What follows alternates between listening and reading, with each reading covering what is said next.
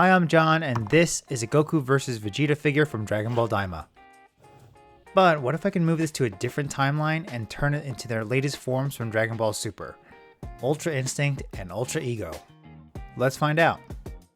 Before I get started, just a friendly reminder to leave a like, drop a comment, and subscribe. Alrighty, let's go take them apart. The base of this figure is made from a different plastic, so out of fear of warping the plastic in hot water, I'm using a heat gun instead to remove the figures from the base.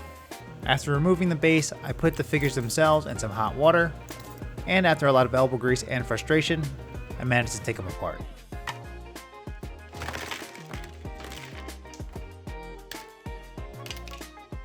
Starting with Vegeta, I needed to shave off some eyebrows.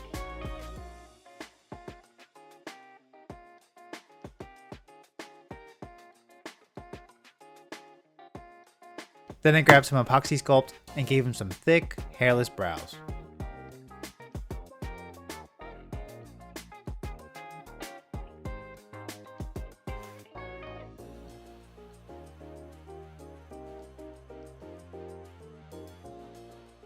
I also added his God of Destruction earring and fixed a couple QC issues on his lips and his hair.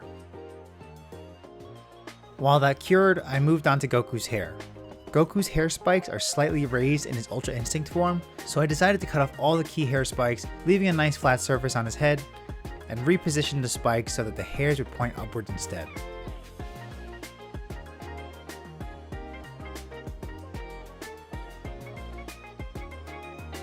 He also needed a couple extra hair spikes, so I took some spare Goku hair from my previous project and used those too.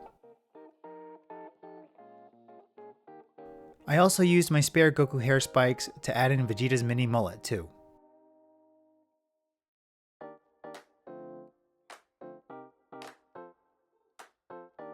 Then I used some epoxy sculpt to fill in the large gaps.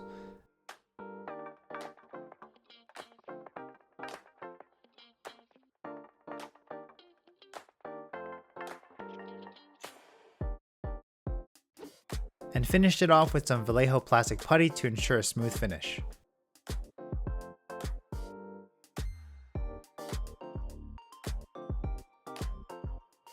Since Goku's eyes were painted on and not sculpted in, I decided to give it a whirl to see if I could sculpt in some eyes.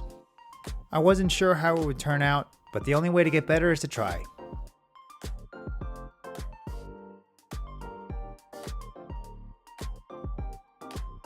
I tried to add as little clay as possible to make sure the head sculpt didn't change much, but I will admit that the head sculpt was a little bit weird in shape. Next, I base coated the faces and hair for both Vegeta and Goku.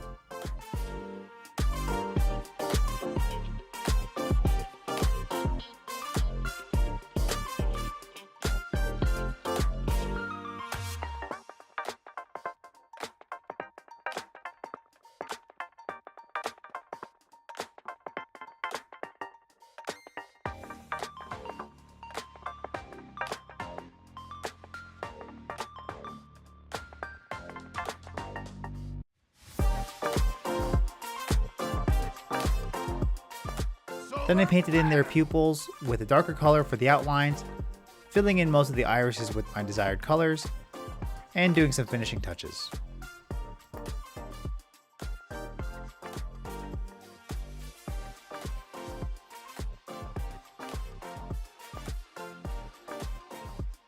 Once I finished up Goku's eyes, I thought they looked a little bit big.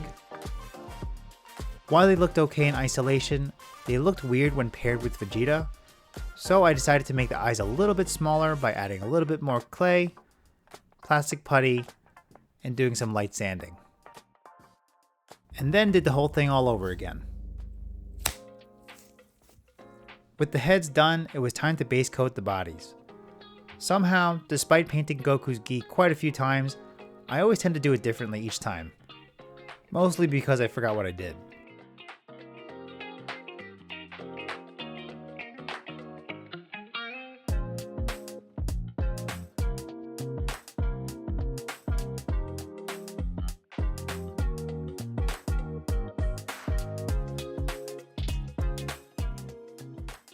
For Vegeta, I'm going with his darker color scheme from the Broly movie, simply because I'm sick of seeing that bright blue jumpsuit that he's been wearing for the past 10 years.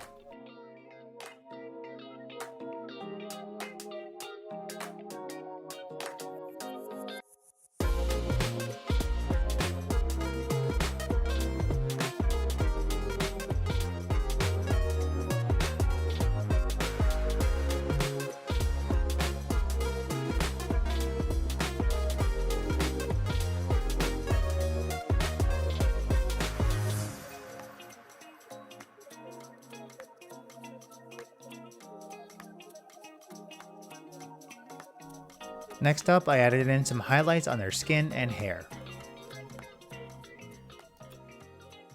For Goku's hair, I used some straight up silver for highlights.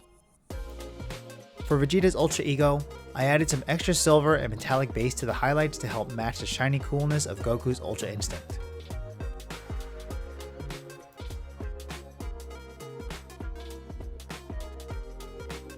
Then I added some highlights to their bodies using a larger dry brush.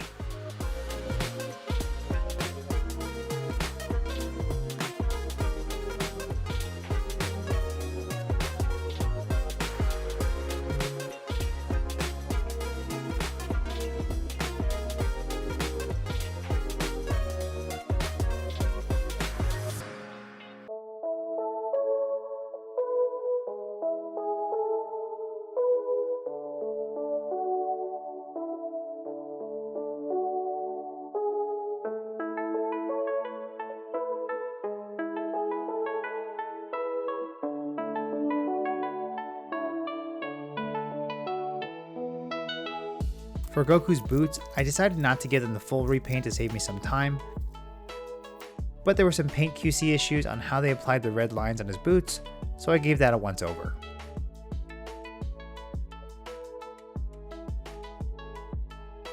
And to help blend the colors of his belts with his clothes a little bit better, I added the same highlights as I did with his shirts.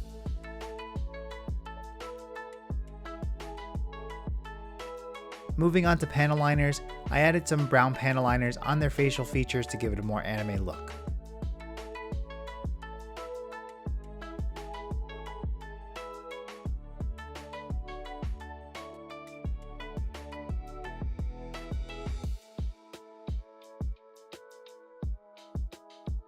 I also added some brown to the tan sections of Vegeta's armor.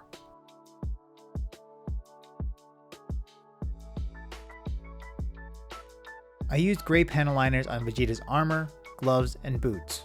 Luckily it gave the boots and gloves enough shading, so I didn't have to completely repaint those either.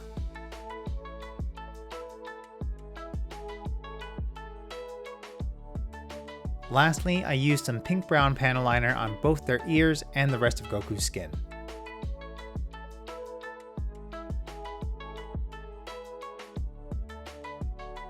Then I cleaned up all of my lines and any overspill using some enamel thinner.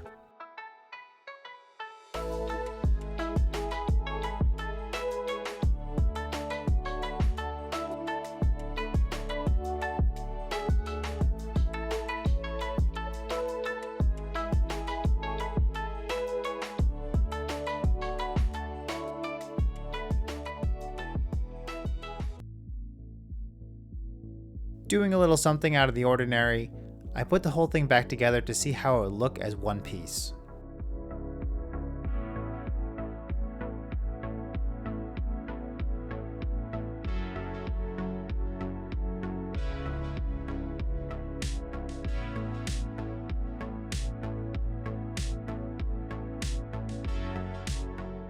I did some paint touch-ups on some areas where the panel liners ended up being a little bit sloppy, or where some super glue peeled off some of the paint job. I also added an extra layer of highlights on Vegeta's bodysuit and Goku's gi to help the colors pop a little bit more. Lastly, I put the whole thing into my spray booth and sprayed it with a matte clear coat to make sure all the paint was sealed, and a bonus was to dull down some of the shininess of Goku's hair. And after it dried, it was done.